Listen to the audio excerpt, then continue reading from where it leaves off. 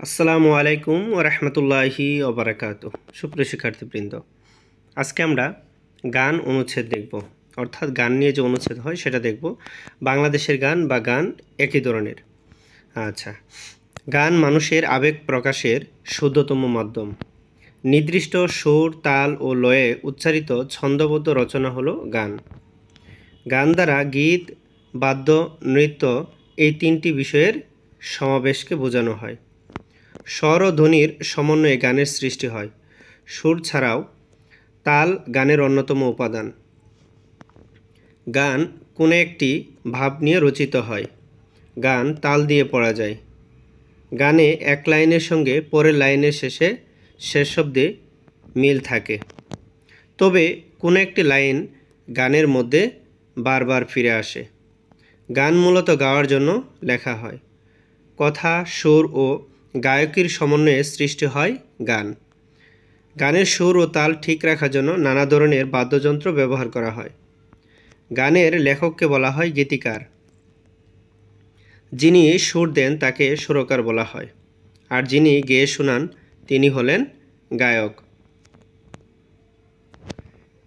গানে তাল ঠিক রাখার জন্য তবলা, ডোল ইত্যাদি ব্যবহার করা হয়। আবার সুর ঠিক রাখার জন্য হারমোনিয়াম, পিয়ানো ইত্যাদি ব্যবহার করা হয়। গান বিভিন্ন ধরনের হয়। এর মধ্যে এক ধরনের গান রয়েছে যে গানগুলো শুধু শিশু কিশোরদের জন্য লেখা হয়।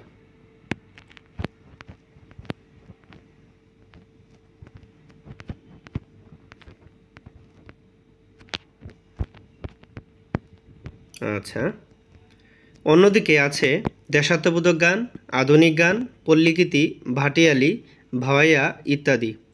এগুলোর মধ্যে দেশাত্মবোধক গান দেশকে নিয়ে রচনা করা হয়। গ্রামীণ জীবনে পল্লীগীতি, ভাটিয়ালি, ভাওয়াইয়া এসব গান খুব বিখ্যাত। বিভিন্ন অনুষ্ঠানে যেমন 21শে ফেব্রুয়ারি, 26শে মার্চ, 16ই ডিসেম্বর দেশাত্মবোধক গান একক কণ্ঠে বা দলীয় কণ্ঠে গাওয়া হয়। আবার শহরাঞ্চলে আধুনিক ও ব্র্যান্ডের গান ভালো চলে।